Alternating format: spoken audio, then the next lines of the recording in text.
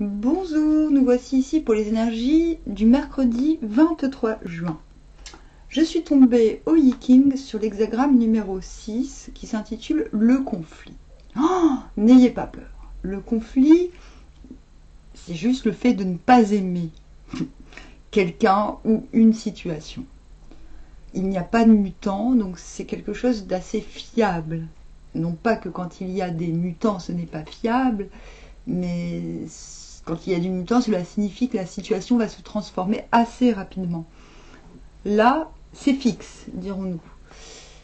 Avant de vous donner les indications du Viking, que je jugerai nécessaire, je vais donc tirer les cartes.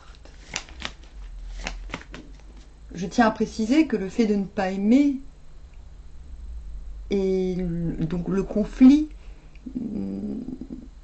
exprime justement les raisons pour lesquelles il faut éviter le conflit. Voilà. Le fait qu'on ait tiré le conflit ne veut pas dire que vous allez vous battre ou vous engueuler forcément, mais plutôt vous montrer la voie de l'évitement.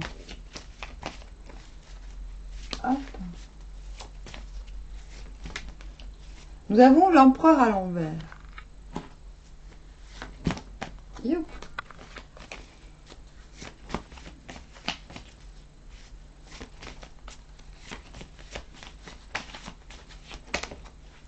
Le 8 de bâton à l'envers. Oups.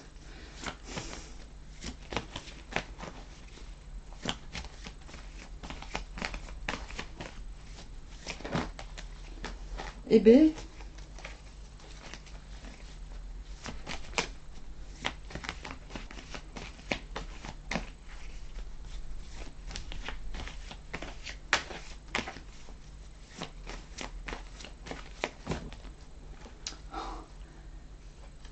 le roi d'épée à l'envers, décidément.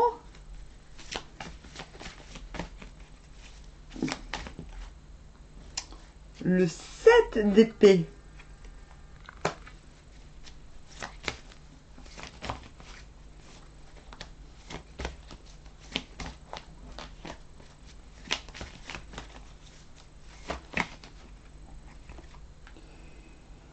Le 5 de bâton, décidément. Et ben voilà. Bon. Je me fais oiseau de mauvais augure. Et l'étoile. L'étoile à l'endroit pour le coup.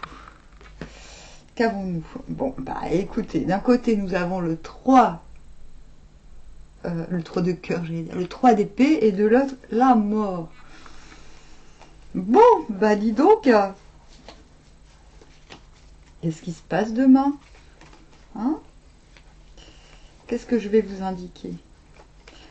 Ah ben, quelle voie, quelle voie, quelle voie. Où ça nous emmène tout ça? Doutez que ça nous emmène tout chaud. Oui, j'apprends le ch'timi, je réapprends le ch'timi. Bah, oh, c'est compliqué demain, hein. Justement, je suis là pour éviter que ce soit trop compliqué. Bon, ah, mais qu'est-ce qui se passe? Qu'est-ce qui se passe? Mince. Bon, déjà on vous dit, premièrement, empereur à l'envers, c'est pas le moment de faire des plans. Ou si, c'est le moment de faire des plans, mais pas ouvertement. C'est le moment de réaliser, de faire le point sur votre matos, entre guillemets, sur ce que vous avez. Mais surtout, c'est pas le moment de pactiser, j'ai envie de dire. C'est pas le moment de décider où on part à la guerre, c'est pas le moment de décider avec qui on va s'allier. C'est pas le moment de décider quel terrain on va conquérir. C'est pas le moment de penser à l'expansion. Pourquoi? Bah, parce qu'il y a de la perfidie.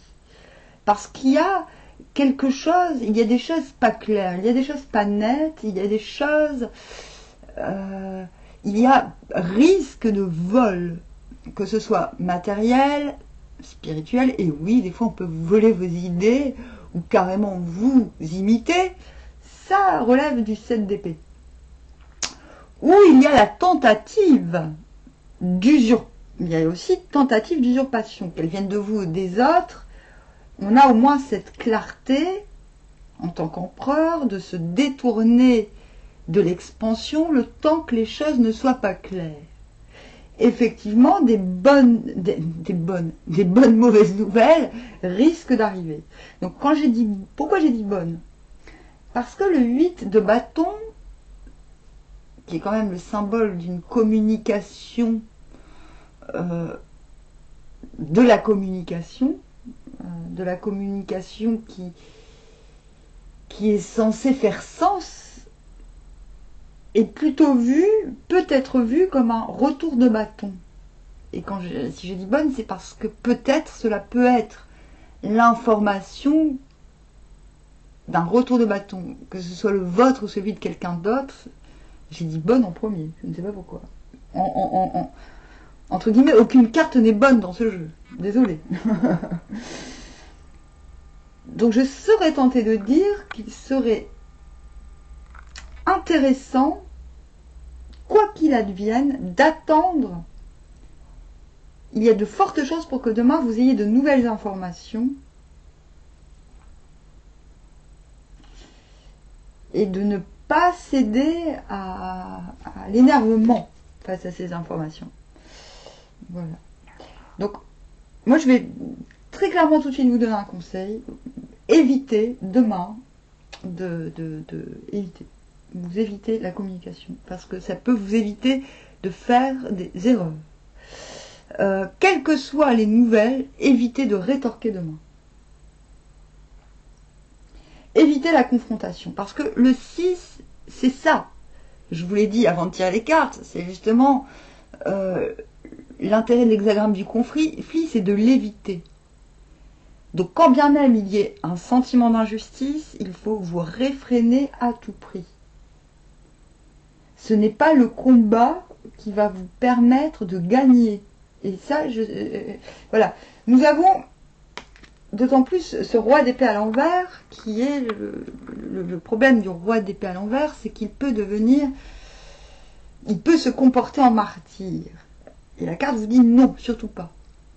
Ne vous comportez pas en martyr, ce n'est pas parce que vous n'êtes pas en mesure de trancher correctement par manque d'informations, parce que ce n'est pas parce que vous aurez des informations inquiétantes demain que vous n'en aurez pas d'autres plus réjouissantes après-demain. Et là j'y tiens, j'insiste. Donc s'il est à l'envers, c'est que ce n'est certes pas le moment de montrer sa hauteur et son pouvoir, et ceci est renforcé avec l'empereur à l'envers. L'empereur à l'envers, il a tout ce qu'il faut, mais il va bien se garder que de dispenser ses ressources et ses pouvoirs en vain. Et bien on vous demande de faire comme cet empereur à l'envers, malgré tout. Malgré qu'il y ait envie de réagir, cette carte vous demande justement de ne pas réagir, parce que vous risqueriez de vous comporter comme un martyr, c'est-à-dire de surréagir ou de surjouer, alors qu'au fond, avec l'étoile, on sent bien qu'on est sur le bon chemin. Voilà. Donc, je vais faire appel à un autre jeu. Je vais faire appel au tarot des Égyptiens, qui n'est pas des hiéroglyphes, qui n'est pas un tarot d'ailleurs. Quoique, peut-être, en fait. Ah, si. Ah, tiens, ouais, peut-être. Pourquoi pas l'utiliser comme un tarot?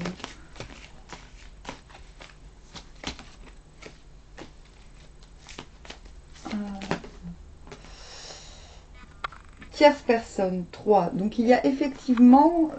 ouais, ok. Fécondité, réalisation. Je vais vous donner plus.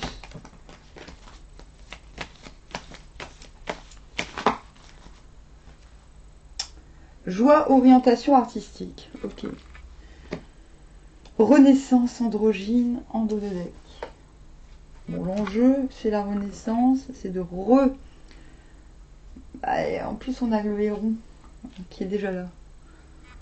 oui, ok. Ok, donc ce qu'on vous dit, c'est vous vous détournez en tant qu'empereur à l'envers d'une situation complexe. C'est-à-dire que vous refusez de mettre vos billes dans une situation où de toute manière il y a quelque chose d'illégitime. Quelque chose de... Voilà, tierce, c'est-à-dire il y a quelqu'un qui n'a pas sa place dans la situation. Et que ce soit vous ou quelqu'un d'autre, il y a l'obligation finalement de ne pas prêter d'intérêt à la situation. Et ça, je peux vous le garantir. Voilà. Tant qu'il y a, entre guillemets, un parasite, ou tant qu'il y a un élément qui n'est pas favorable à la situation, vous ne devez à tout prix pas mettre vos billes dans la balance. Voilà, c'est ce qu'on vous dit. Voilà, quelle que soit la situation. Donc déjà, on a une réponse. Voilà. Il y a un manque de clarté parce qu'il y a des connexions qui ne sont pas bienvenues dans la situation. Voilà.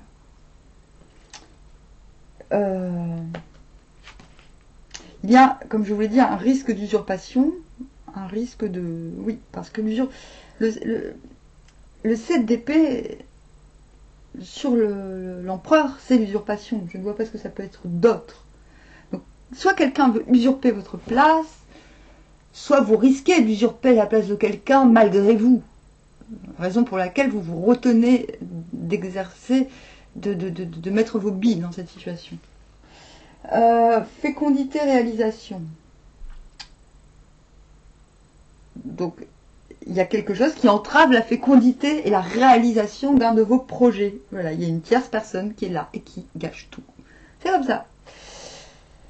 Mais ce qu'on vous dit, c'est que justement, on vous demande de laisser. Voilà, les gens vont se battre pour ça. Vous êtes tenté de vous battre pour ça. Et vous aurez des nouvelles à ce propos. D'où voilà, quand je vous dis lâchez l'affaire pour l'instant, parce que les cartes disent que vous n'avez pas tous les éléments. Ce n'est pas votre combat. Moi, je ne pense pas que ce soit votre combat, hein, très honnêtement. Si ce n'est pas vous qui avez amené la personne non désirée dans la situation, ne vous mêlez pas. D'accord? Je vous l'ai déjà dit, je ne sais plus quand, hier ou avant-hier. Vous n'êtes pas responsable de la situation. Si vous n'êtes pas responsable de la situation, si c'est pas vous qui avez amené un élément dont personne ne voulait sans demander l'accord des autres, j'ai envie de vous dire, détendez-vous. Ok? Concentrez-vous sur vos objectifs, sur ce qui sera fécond à l'avenir. Concentrez-vous sur votre renaissance. Et l'androgynie, donc sur votre équilibre. Sur l'équilibre du yin ou du yang et compagnie et compagnie. Parce qu'on vous dit, le fait d'éviter l'esclandre et le scandale, de retrouver, de remettre vos émotions dans le commun, vous voyez, elle verse ses jarres dans la source. Et c'est une forme d'expression, c'est-à-dire en vous remettant à l'univers, même si vous le voyez, elle fait la tronche, c'est un petit peu bon gré mal gré, c'est un petit peu en mode dépressif parce que de toute manière, il n'y a pas de possibilité d'agir, alors autant être sympa, j'ai envie de dire. Vous retrouvez cette légèreté des danseurs joie orientation artistique, vous retrouvez la voie de l'expression. Donc oui, c'est un tirage un peu violent, je suis désolée, mais ce que je vous dis, vous devez le prendre au sérieux. Voilà. C'est-à-dire qu'il y a... Je ne vous dirais pas ça si je n'avais pas tiré le 6, mais le 6 c'est bien l'hexagramme qui empêche, c'est l'hexagramme des procès criminels. Alors, Je vais vous expliquer. Vous comprendrez pourquoi je me suis énervée et pourquoi le sens de mes conseils, en plus des cartes. L'attribut du créateur est la force, et celui de l'insondable le danger, la perfidie. Là où la ruse a devant elle la violence, il y a conflit. Une troisième indication de cette idée se rencontre dans un caractère qui unit une perfidie insondable au dedans et une ferme résolution au dehors. Un caractère de ce genre est à coup sûr querelleur. Le conflit, tu es sincère et tu rencontres de l'obstruction. Une halte prudente à mi-route apporte la fortune. Donc on vous dit de faire halte, parce qu'il y a des éléments, la tierce personne, c'est aussi le fait de... C'est la certitude de ne pas savoir ce qui se passe. On sait qu'il y a quelqu'un d'autre dans la situation, qui la gêne, qui la freine, mais on ne sait pas grand-chose. On n'en sait pas grand-chose. Donc c'est pour ça qu'on te demande une halte prudente à mi-route. D'accord ? Apporte la fortune. Mais quand je vous dis que vous êtes sur le bon chemin, vous l'êtes. Hein. Mener l'affaire à son terme apporte la fortune. Raison pour laquelle on ne tranche pas, même si c'est délicat, même si c'est frustrant. Ce n'est pas le moment. Ok ? Mener l'affaire à son terme apporte la fortune. Donc on ne termine rien. Il est avantageux de voir le grand homme. C'est soi le grand homme. Il n'est pas avantageux de traverser les grandes eaux. Il n'est pas avantageux d'entreprendre. Tant qu'on n'a pas les informations qui nous manquent. Le conflit naît lorsque quelqu'un qui se sent dans son bon droit se heurte à de l'opposition. Si l'on est convaincu de son droit, si l'on n'est pas convaincu de son droit, la résistance détermine la ruse ou les excès violents, mais non le conflit. Lorsqu'on est impliqué dans un conflit, le seul moyen de salut réside dans la circonspection et la force intérieure, grâce auquel on est toujours disposé à régler la contestation et à conclure un compromis en faisant la moitié du chemin. Poursuivre un conflit jusqu'à sa conclusion, amère, a des résultats mauvais, même si l'on a raison, car on perpétue ainsi l'inimitié. Il est important de voir le grand homme, c'est-à-dire un homme impartial dont l'autorité est assez grande pour conclure un arrangement pacifique du conflit ou pour trancher avec justice. Attendez. D'un autre côté, il faut, en temps de trouble, éviter de traverser les grandes eaux, c'est-à-dire d'entamer des entreprises périlleuses, car elles exigent pour réussir une union concertée des forces. Le conflit paralyse la force et l'empêche de vaincre le danger au dehors.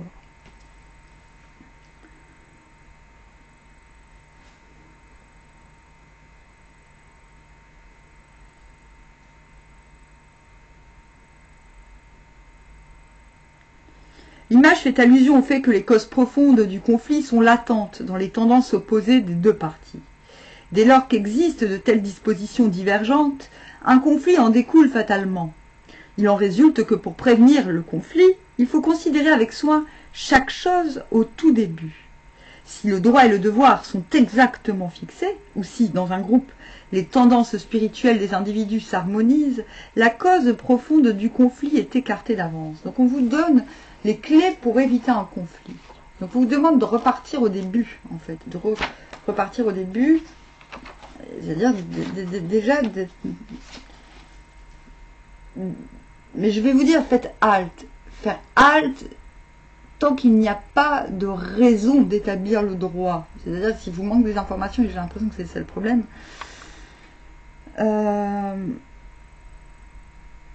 avant de faire appel à un justicier, là il n'y a pas de justicier, justement. Donc c'est pour ça que je vous dis, là, à mon avis, c'est la halte qui est demandée parce que les choses vont se décanter. On ne doit pas laisser un conflit devenir permanent. Raison pour laquelle il ne faut pas s'y intégrer. Il est avantageux de voir le grand homme parce que l'on devient ce grand homme. Ainsi se trouve honoré, sa position centrale est correcte. C'est-à-dire qu'en ne s'impliquant pas dans le conflit, on devient le grand homme, on devient celui qui tranche. Vous comprenez ? Il n'est pas avantageux de traverser les grandes eaux, d'autant plus si vous êtes sincère. et si ce n'est pas vous qui avez commis d'impair ou d'entrave au droit commun. Donc il n'est pas avantageux de traverser les grandes eaux, car on tomberait alors dans l'abîme.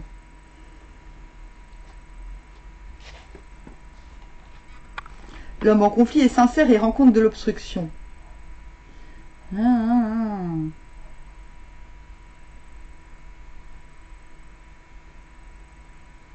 Voilà, cet hexagramme apprend à chaque instant à éviter la lutte. Donc ne soyez pas impatient et frustré demain. Dites-vous que si vous n'avez rien fait de contraire au droit commun, je ne parle pas forcément des lois urbaines, si vous êtes sincère et que l'on s'oppose à vous de manière injuste, ne rentrez pas dans les motifs de ceux qui sont face à vous. Ne rentrez pas dans ce type de perversité, de perfidie, pardon. Et considérez le commencement de toute chose. Visiblement, il y a un désir de renaissance, de reconstruction, de fertilité. Faites halte en vous concentrant sur cela. Faites halte dans le conflit. Mais ce n'est pas un mauvais tirage, c'est juste une prévenance, vous voyez? C'est juste, je vous donne les conseils pour une situation.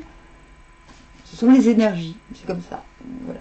Et je pense qu'on avait un peu de ça cette semaine. Je le réécouterai parce que je ne retiens pas forcément mes tirages tout le temps. Mais il me semble bien que nous avions eu ce genre de possibilités dans la semaine.